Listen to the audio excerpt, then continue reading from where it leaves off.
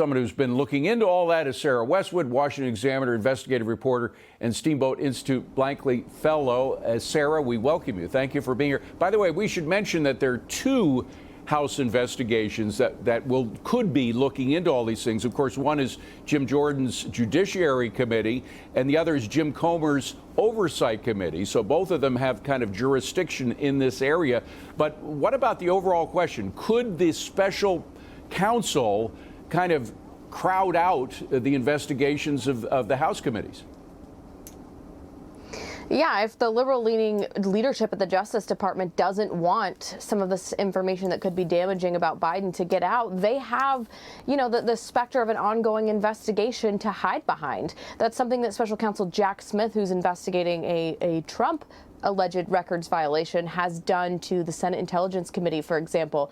Senate Intelligence Committee Democrats had been pestering the Justice Department for information about what kind of records Trump had in his home. The Justice Department Special Counsel Jack Smith has been stymieing that committee. So it's very possible that Republicans could find it more difficult to get information from the Justice Department about the investigation, although the Justice Department did not have any problem cooperating with congressional investigators when it came to the January 6th committee. They cooperated very well, even though there were dozens of ongoing investigations, but I don't expect that to be the case with this situation.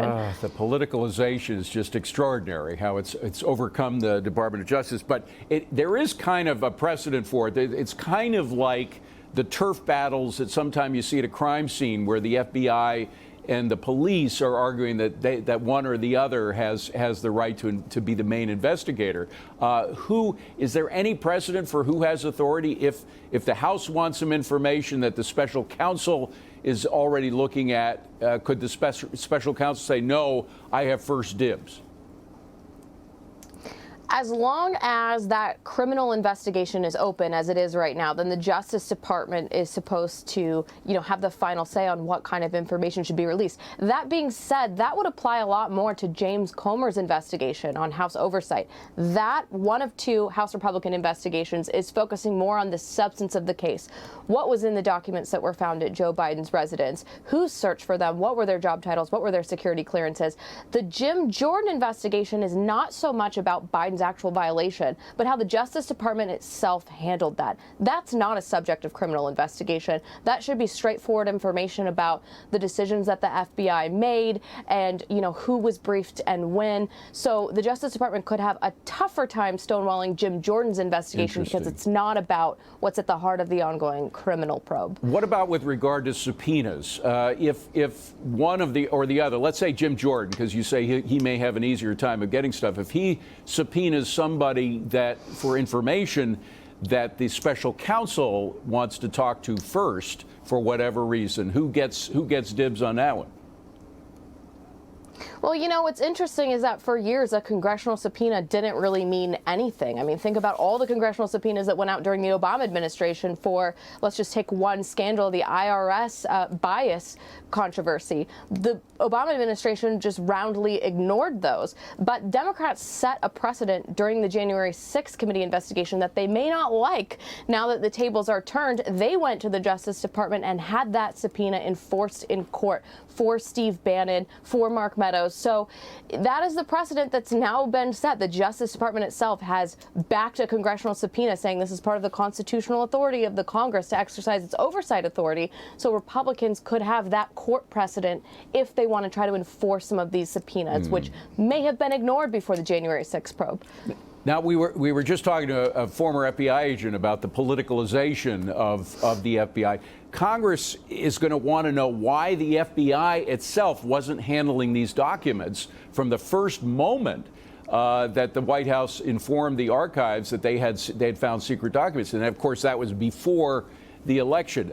Is there any chance that the special counsel and the congressional committees may fight about who has priority there? Obviously, the FBI and the Justice Department aren't going to want to lift the hood and show the American public how they made the investigative decisions in the Biden probe, but it's going to be really difficult for the Justice Department not to answer these questions because you have the Trump probe as a parallel case study and how a conservative in the same situation might be treated. It's not a hypothetical. You can see the investigative decisions that were made in the Trump probe were far more aggressive than Biden's, and the Justice Department is going to come under a lot of pressure, I think, even at some point from Democrats, to explain the different treatment of these two cases. And of course, there's also the question of, did the FBI not get involved because they knew that people would see right before an election? Because I think it was November 2nd when the White House informed the archives, which was about a little less than a week before the election. If there had been an FBI investigation at the home of the president, chances are the media would have seen that was something up. Could that have played a role in the FBI holding back and letting private counsels who didn't have security clearance rummage through all these secret documents?